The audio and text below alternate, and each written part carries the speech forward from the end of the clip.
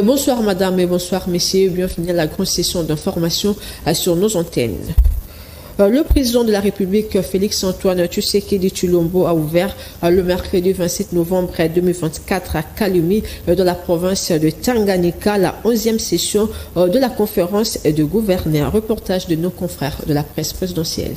Pendant 3 jours, soit du 27 au 29 novembre 2024, la 11e conférence des gouverneurs de province qui s'ouvre à Kalemi, province du Tanganyika, réunit les gouverneurs et vice-gouverneurs des 26 provinces de la République démocratique du Congo. Elle se veut un rendez-vous annuel et un cadre de concertation et d'harmonisation régulière entre les provinces et le pouvoir exécutif national. Dans son mot de bienvenue, le gouverneur de la province du Tanganyika s'est dit honoré du choix porté sur sa province par le chef de l'État à travers l'ordonnance signée convoquant ses assises pour la première fois dans sa province de Tanganyika, capitale mondiale du lithium.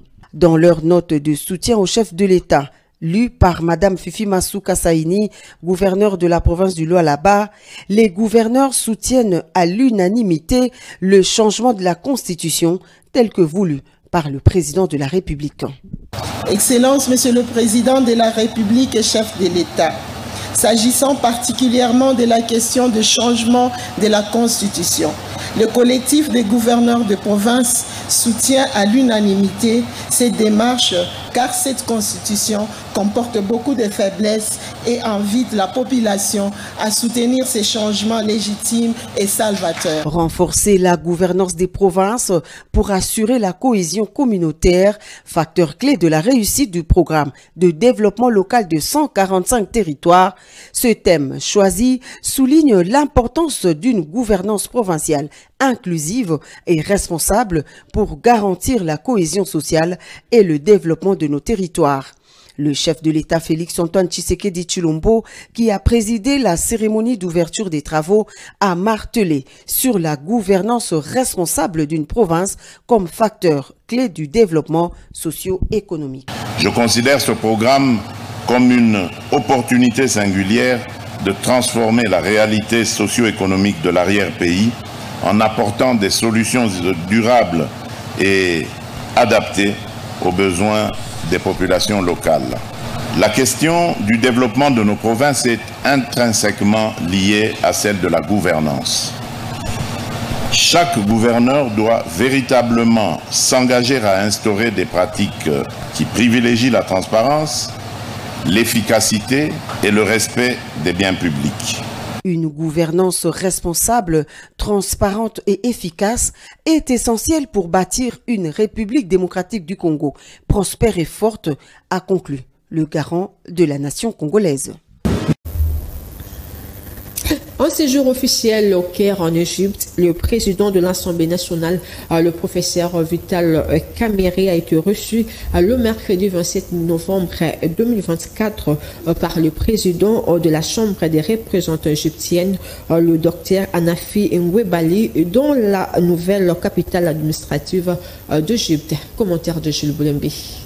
Avec les honneurs dus à son rang, le speaker de la Chambre basse du Parlement congolais a été accueilli sur le majestueux perron de la nouvelle Chambre de représentants du pays des pharaons par son homologue égyptien devant les drapeaux de leurs pays respectifs hissés à cette occasion. Cérémonie d'accueil terminée, la délégation congolaise conduite par le professeur Vital Kamerhe a été conviée dans la salle de réunion pour un entretien avec la partie égyptienne conduite par le docteur Anafi Ngwebali. Ce qu'il faut retenir comme résultat de cet entretien pour la partie congolaise s'articule autour du soutien sans faille à la souveraineté et à l'intégrité du territoire congolais réaffirmé par l'Égypte. La consolidation de la collaboration et du soutien apporté par l'Égypte pour le renforcement de la sécurité et de la stabilité de la République démocratique du Congo. Le renforcement effectif de la diplomatie parlementaire entre l'Égypte et la RDC, notamment à travers l'échange d'expériences et l'accord de point de vue dans les instances interparlementaires. Le soutien que va désormais accorder l'Égypte à la République démocratique du Congo en matière de lutte contre le terrorisme, notamment dans sa partie Est. L'engagement de la Chambre des représentants égyptiens à soutenir la convocation en 2025 de la commission conjointe entre la RDC et l'Égypte au Caire. Enfin, l'accroissement de la relation bilatérale entre les deux pays tournés vers de nouveaux horizons pour l'intérêt du peuple congolais et égyptien. Pour la partie égyptienne, le président de l'Assemblée nationale, le professeur Vital Kamerhe, a donné l'engagement de l'Assemblée nationale à appuyer la demande du soutien de la RDC à la candidature de l'Égypte au poste de vice-président de la Commission de l'Union africaine lors du sommet d'Addis Abeba qui se tiendra en 2025 et l'adhésion de l'Égypte au Conseil des droits de l'homme pour la période 2026-2028 lors des travaux de l'Assemblée générale à New York attendus l'année prochaine. Le speaker de la Chambre basse du Parlement congolais a aussi salué le rapprochement entre le président congolais Félix-Antoine Tshisekedi Tshilombo et le président égyptien Abdel Fattah al-Sisi qui ont, en tant que grands panafricanistes, compris qu'en travaillant ensemble, le pays africain peut changer l'Afrique. Tout à fait autre chose à présent, le gouvernement congolais représenté par le ministre des Finances Doudou Famba Ali Koundé et Libotaï et l'agence française de développement ont signé le mercredi 27 novembre 2024 deux accords majeurs dans le cadre de la coopération bilatérale. Ces accords concernent notamment la convention de financement appui budgétaire CC2 1207 et le protocole d'accord pour l'initiative intégrée de villes secondaires avec Boma comme ville pilote du projet Ville durable CCD 11 à 59. Plus de détails dans ces reportages signé Jules Boulembe Mikonjoli. La convention de financement dédiée à l'appui budgétaire a pour objectif de renforcer la stabilité macroéconomique et financière de la RDC. Ce partenariat s'inscrit dans une stratégie globale visant à améliorer la gouvernance financière, fiabiliser la chaîne des recettes publiques et optimiser les procédures budgétaires. Quant au protocole des dons destiné à l'initiative intégrée des villes secondaires, il se concentre sur des enjeux majeurs. L'adaptation au changement climatique, le développement d'équipements urbains essentiels et la promotion de l'inclusion économique et sociale avec un accent particulier sur les femmes et les jeunes. Nous venons de signer des engagements avec les directeurs exécutifs de l'AFD. J'aimerais qu'ils puissent dire un mot à la presse dans le cadre de cette coopération que nous avons avec la République de France. Vous êtes sans nul doute maître de ce que nous sommes en train de faire, parce que nous sommes en train de nous orienter dans la mise en œuvre du programme d'action du gouvernement. Et le premier axe de ces programmes, c'est la stabilité du cadre macroéconomique qui passe par la meilleure gouvernance de nos finances publiques, qui sont dans les premiers piliers, plus d'emplois, plus des pouvoirs d'achat. Ces deux accords font partie des engagements qui ont été pris entre la France et le Congo de développer leur coopération bilatérale qui représente aujourd'hui un volume de ressources qui atteint 550 millions d'euros. C'est fait de partenariat entre la France et le Congo, mis en œuvre par l'AFD, un des plus dynamiques dans la région et probablement aussi sur l'ensemble du continent. Par ailleurs, la RDC et l'AFD ont entamé des discussions pour un second protocole qui vise à renforcer les secteurs prioritaires tels que l'énergie, l'eau, la santé et l'éducation. Ce nouvel accord viendra consolider la trajectoire de développement durable engagée par le pays. Rendons-nous à présent au ministère de l'Environnement où le secrétaire général à l'Environnement a au nom de la ministre d'État, ministre de l'Environnement et du Développement durable, F. Bazaïba Massoudi, présidé la première réunion du comité de pilotage du programme d'investissement pour la forêt et la restauration de savane, réunion consacrée à la présentation et validation du plan de travail et de budget annuel exercice 2025 du PI-Forest. Laetitia Louvoiseau. L'unité de coordination du programme d'investissement pour la forêt a organisé ce jeudi 28 novembre 2024 à Kinshasa la première réunion du comité national de pilotage du programme d'investissement pour la forêt et la restauration des savanes.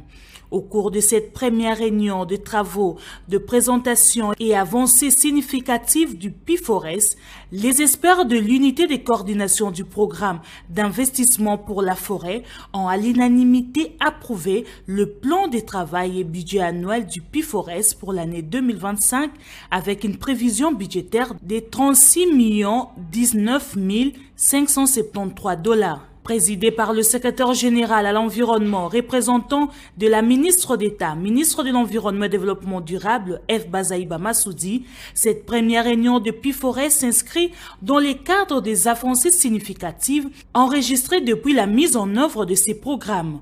Le coordonnateur de l'unité de coordination du programme d'investissement pour la forêt, Clément Vangou, a au cours de l'ouverture des travaux de cette première réunion affirmé que le PIFORES a pour mission de permettre à la RDC de construire une réponse adéquate aux défis environnementaux auxquels le pays est confronté. En effet, le projet va contribuer certainement à lutter contre la déforestation et à développer des capacités pour une solution dans la lutte contre les changements climatiques, ainsi que pour une amélioration des conditions de subsistance des populations dans les zones d'intervention. De son côté, le secrétaire général à l'environnement, bien avant de lancer l'ouverture des travaux, a salué l'option de décentralisation par l'UEC-PIF dans l'exécution du PIFORES qui implique les provinces. Pour lui, cette démarche d'inclusion raffermit davantage les liens de collaboration entre les parties prenantes.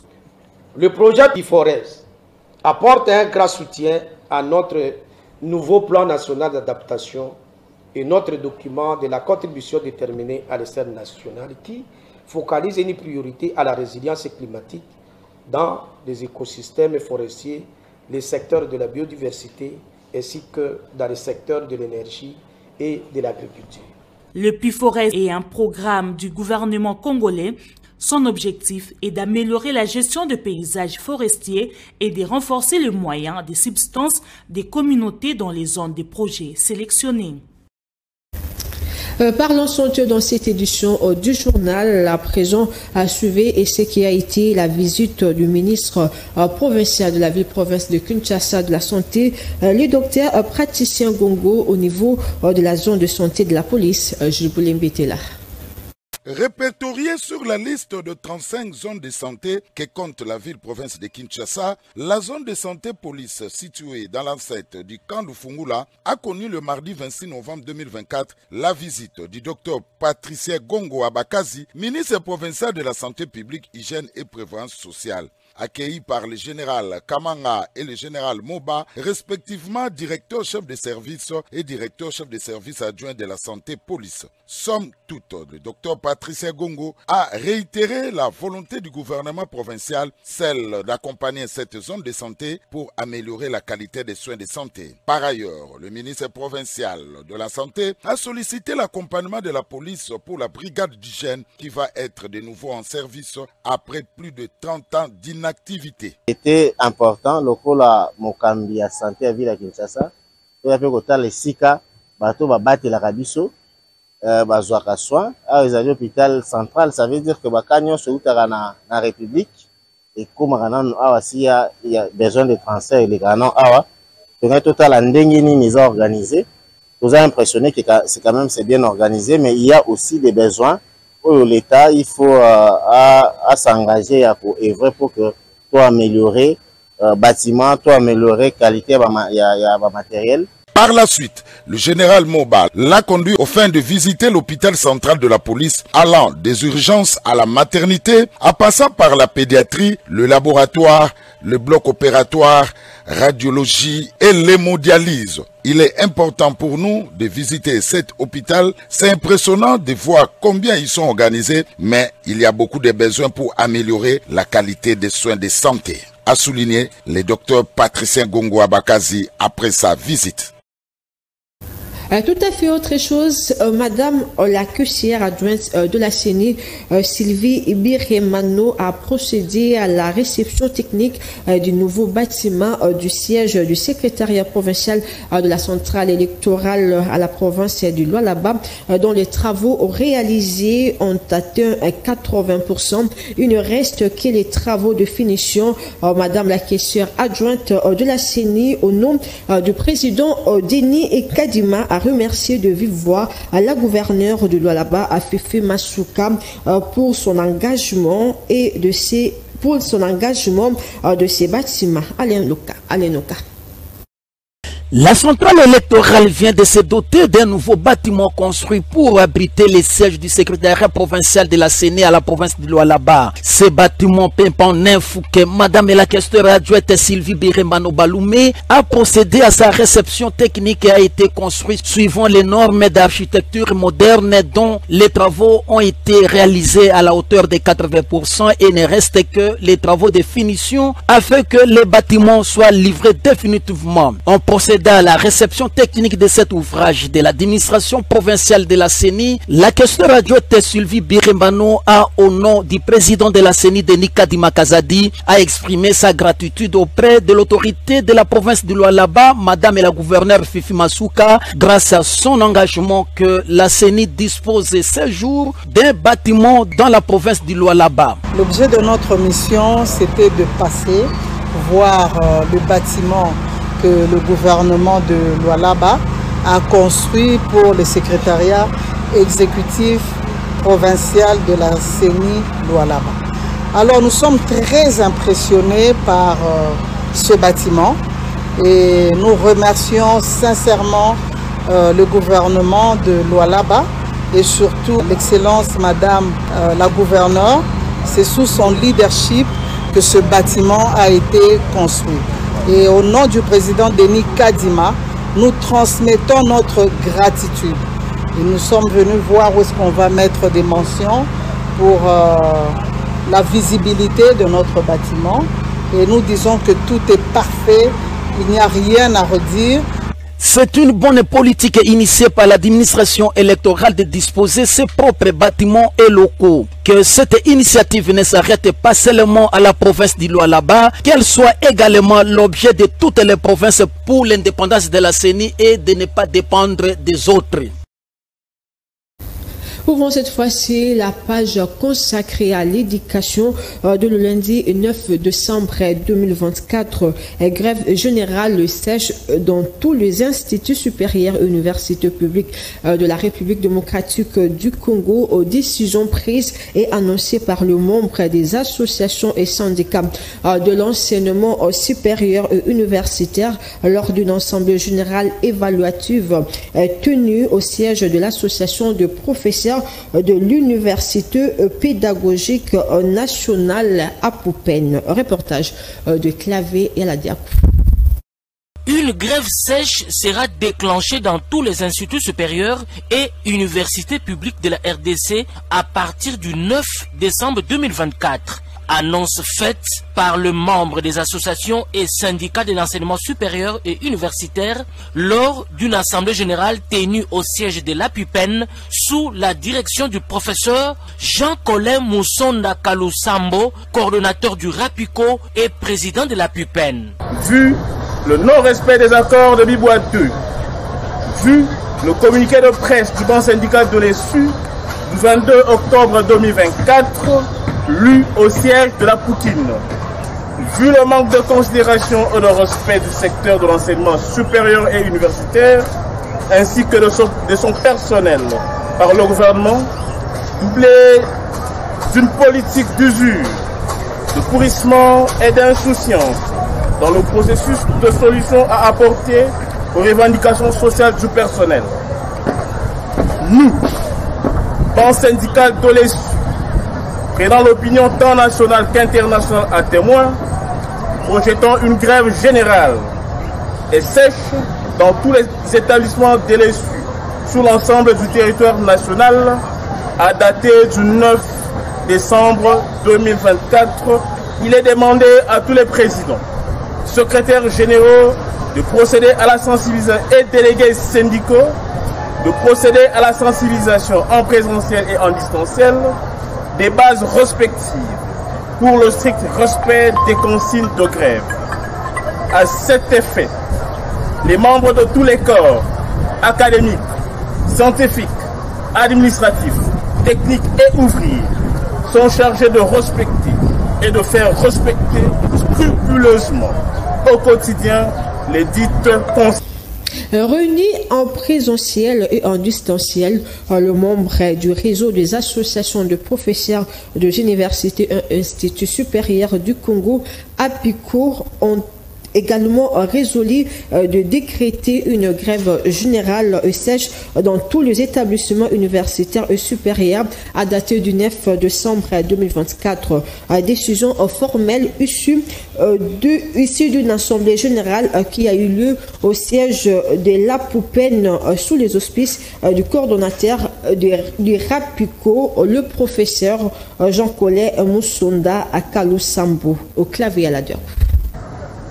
Les réseaux des associations de professeurs des universités et instituts supérieurs du Congo, RAPICO en cycle, avait tenu son assemblée générale évaluative en date du vendredi 8 novembre 2024 sur les accords de Bibrancélé 2 et avait constaté que le gouvernement de la République n'avait pas respecté ses engagements. À cet effet, le RAPICO avait dû notifier à ce dernier un préavis de grève de 15 jours et a pris cours à la date de l'Assemblée générale susvisée. Réunis ce jour en Assemblée générale, en présentiel comme en distanciel, en évaluation de sa période de préavis, le RAPICO vient encore de constater avec regret que rien de concret n'a été fait durant cette période de préavis s'agissant du démarrage de la commission permanente de suivi et des autres différents engagements pris à la commission paritaire 2 au travers de l'addendum au protocole d'accord de Bibrancélé 1. En conséquence du délai légal largement observé avec patience et patriotisme et tenant compte du communiqué de presse du banc syndical de l'issue du 26 novembre 2024, le RAPICO décrète une grève sèche et générale dans tous les établissements publics d'enseignement supérieur et universitaire en République démocratique du Congo à partir du 9 décembre 2024, tel que communément arrêté par toutes les associations syndicales de l'issue. Le RAPICO tient le gouvernement pour responsable des conséquences qui découleraient de cette grève. Le comité local de la CLDH Makala a organisé une campagne de sensibilisation de masse aux droits de l'homme. Cette campagne fut expliquée par le maître Marker Bilombi le mercredi 27 novembre 2024 dans la salle à l'Italia de la commune de Makala. Reportage de Bénédicte Diavangama rendu par Mario Ambongo. Plus d'une centaine de personnes issues de toutes les couches sociales de la commune de Makala. Nous sommes dans la ville-province de Kinshasa. On prit part le mercredi 27 novembre 2024 à un atelier de sensibilisation des masses aux droits de l'homme. Et le thème de l'activité, le droit de l'homme ne sont pas respectés. L'insécurité règne, entre autres, des tracasseries policiers, soit par le phénomène Kuluna. Cet atelier était animé par maître Maker Bilombi. Ça a permis aux participants d'apprendre des connaissances nécessaires en matière de droits de l'homme. Il fallait quand même que les gens soient suffisamment informés sur la protection, la promotion, le respect et la défense des droits de l'homme. Moi j'étais bourgmestre de cette commune, de 2005 à 2008. Je sais de quoi je parle. La sécurité est en tout.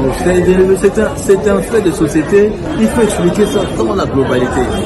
L'oisiveté, le manque d'encadrement et le manque de moyens aussi de nos communes, de nos structures au niveau de communes, de quartiers. Juste à la fin, la réaction de quelques populations concernant cet atelier des droits de l'homme. Malgré toutes les revendications que nous faisons, ici la République démocratique du Congo, malgré toutes les revendications qu'on fait, il n'y a pas de solution. C'est vraiment une activité très nécessaire pour nous, la population makaloise, parce que vous savez, quand on parle des droits de l'homme, C'est quelque chose qui est très important. Et le mal en est que la population ne connaisse pas son droit. Il est important de vulgariser auprès des populations les connaissances acquises pour une meilleure revendication. Cette activité a été organisée par le CLDH Makala, partenaire des ONG Diaconia et la Voix des Sans-Voix pour les droits de l'homme, VSV. Du côté de la Chambre basse du Parlement, on nous signale qu'au nom du président de l'Assemblée nationale en mission officielle en dehors du pays, le deuxième vice-président Christophe Mbossou a reçu une délégation du rapporteur spécial des Nations Unies sur le droit de personnes déplacées, conduite par le coordonnateur humanitaire Bruno Lemarquis. Je voulais embêter là pour le compte de Kanakin Télévision.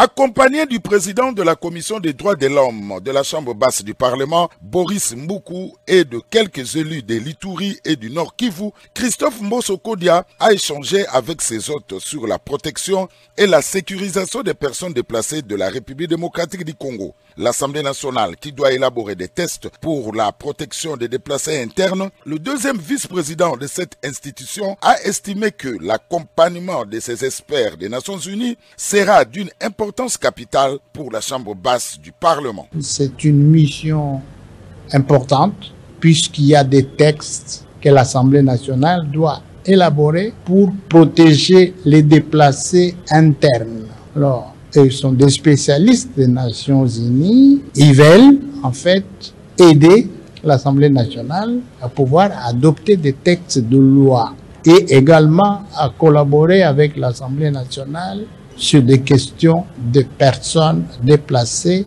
en République démocratique du Congo. De son côté, le coordonnateur humanitaire Bruno Lemarquis a souligné que la situation de déplacement en RDC est une deuxième plus grande crise en Afrique. Nous espérons que cette mission va aider la République démocratique du Congo à avancer sur certains de ces sujets.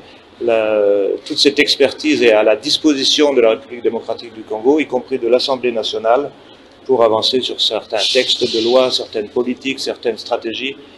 Il faudrait signaler que le nombre de déplacés internes, particulièrement dans la partie est de la RDC, est estimé à environ 7 millions de personnes. Ces échanges entre le deuxième vice-président de l'Assemblée nationale et la délégation du rapporteur spécial des Nations Unies est une suite logique de l'entretien que le président de l'Assemblée nationale, Vital Kamerhe, avait eu au mois de juillet avec la représentante du Haut Commissariat des Nations Unies pour les réfugiés en RDC, Angèle Dikongwe Atangana. La problématique de l'encadrement des réfugiés et personnes déplacées internes en République démocratique du Congo était au centre de cette rencontre. Le député honoraire Laurent Batoumona apporte plainte contre le journaliste Paul Mupandi pour diffamation et propos mensongers, l'attribuant la responsabilité du conflit qui oppose les Kekeleyaka au cours de son émission intitulée « Qui du vrai sur Internet ». D'après une vidéo devenue virale sur les réseaux sociaux d'un prétendu journaliste qui accusait injustement le député Laurent Batoumona d'être impliqué dans l'affaire Mobondo en territoire des Kwamount en finançant le chef coutumier et autres. Alors qu'il est de notoriété connue pour son honneur et sa dignité, l'homme est resté constant et fidèle à la République. Il a saisi les instances judiciaires contre M. Paul Mupanza Kasongo pour propos mensongers sans fondement et imputation dommageable. C'est ce lundi 25 novembre que le tribunal de paix de Kinshasa Matete a siégé en matière répressive au premier degré. Sur l'état de la procédure, le tribunal demeure non saisi à l'endroit du citant.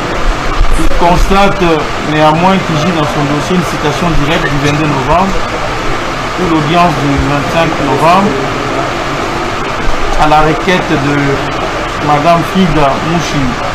Il faut signaler que, après avoir tenu des fausses informations et des faits manifestement graves au mois d'avril dernier, le nommé Paul Mupanza avait pris fuite jusqu'à ce qu'il soit arrêté 6 mois après par les services de sécurité. Ayant constaté l'absence de l'accusé, qui se trouve au parquet actuellement, le tribunal a renvoyé l'affaire pour le lundi 2 novembre où l'accusé comparaîtra. En outre, le lieu du peuple, Laurent Batoumona, occupe depuis 40 ans paisiblement sa ferme située au plateau de Bateke à Doumi, au village Talangaï. Il est également acteur social avec beaucoup des œuvres, notamment les hôpitaux. Il est aussi acteur dans le secteur agro-pastoral. Laurent Batumona a toujours combattu les anti-valeurs et resté loyal dans la vision du chef de l'État, membre de l'Union sacrée. Rendons-nous à présent à la province de la Mongala, dans les territoires de Bumba, où les enseignants ont protesté par une marche contre la gestion de Caritas Congo, incapable de payer ses enseignants à temps, au point d'enregistrer plusieurs mois de retard pendant que le gouvernement a décaissé déjà les fonds. Ces enseignants ont marché sous la coordination du porte-parole de l'intersyndical de l'éducation, Gilles Manguili. Reportage d'Alenoka. Les enseignants de la province éducationnelle de la Mongala 2 basés à Bumba ne veulent plus attendre parler de l'IFO de ex-Caritas qui continue à charger le gouvernement d'être à la base de les paiements des enseignants. Ces enseignants à Bumba réclament que le gouvernement puisse dans un premier temps résilier sans délai les contrats avec Caritas qui n'arrivent pas à payer en temps réel les enseignants qui ont déjà enregistré quelques mois de non-paiement de leur salaire au point d'enregistrer plusieurs retard. C'est ce qui a poussé les enseignants du territoire de Bumba à manifester par une marche de protestation dont l'objet de la chute a été les bâtiments administratifs du territoire de Bumba où Gilles Manguili Mapangema Noalunga, coordonnateur de l'intersyndical provincial de la province éducationnelle Mongala de Bumba, a lu une déclaration devant madame l'administratif du territoire de Bumba et devant les enseignants manifestants. Monsieur l'administrateur, Jean-Jacques Rousseau avait dit: quand un peuple ne défend plus ses libertés et ses droits, il devient mûr pour l'esclavage. Fin de citation.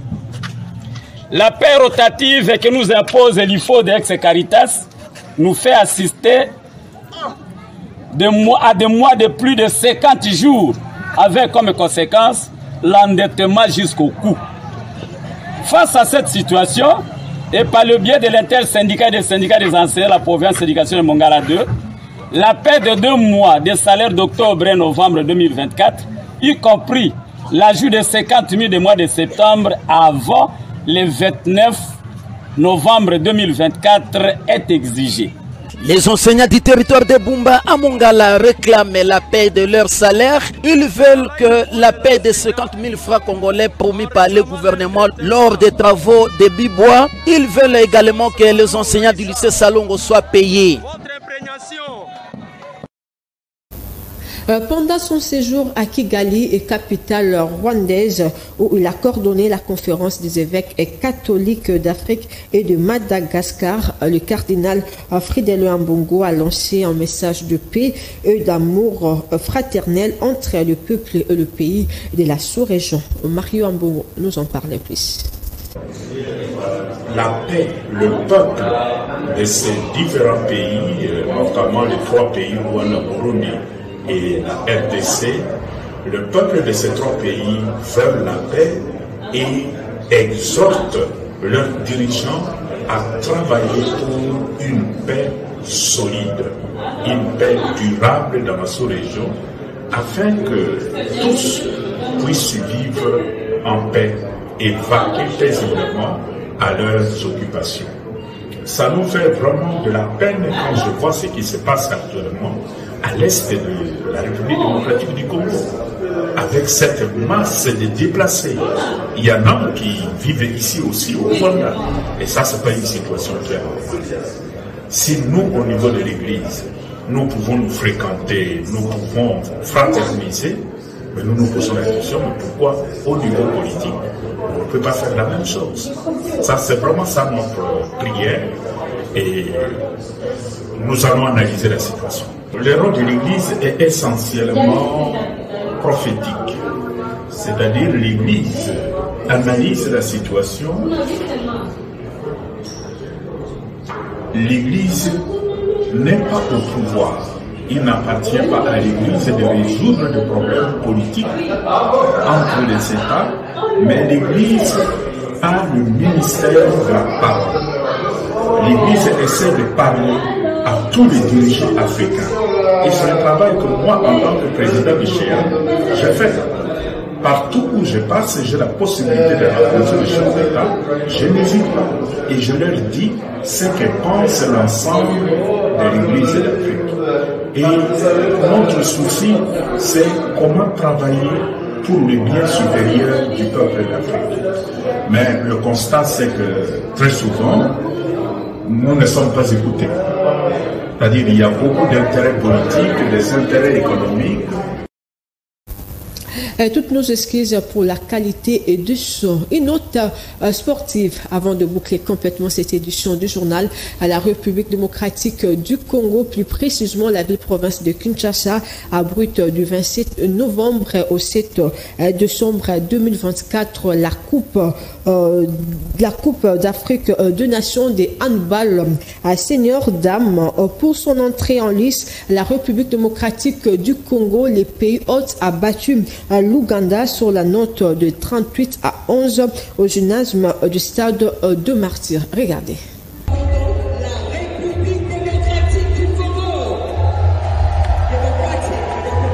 La 26e Coupe d'Afrique des Nations de handball a démarré le 27 novembre à Kinshasa. La compétition a tenu toutes ses promesses sur le terrain avec des performances remarquables inattendues entre succès et défaites. Après la cérémonie officielle d'ouverture qui a eu lieu ce mercredi 27 novembre au gymnase jumelé du stade des Martyrs, la RDC pays hôte a largement dominé l'Ouganda par 38 à 18 à la grande satisfaction du public venu nombreux.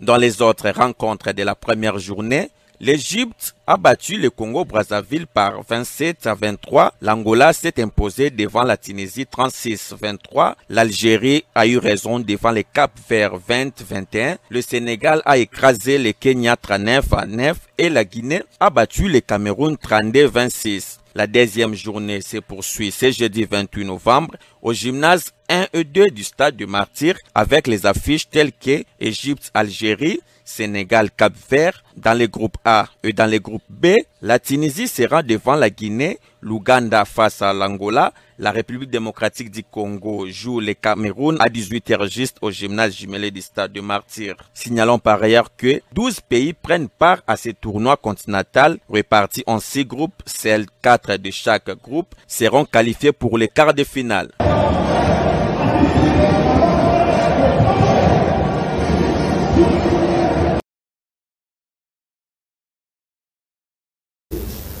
C'est la fin de cette édition du journal. À tous et à toutes, merci pour votre attention soutenue. Merci également à l'équipe technique et rédactionnelle composée de Kouparbola, Joël Pumbeli, Bénédicte Diavangama, Tony Binda, sous la supervision de Gilles Boulimbi. Quant à moi, je vous retrouve dans les tout prochains jours. Entre-temps, bonne suite de programmes sur nos antennes. Au revoir.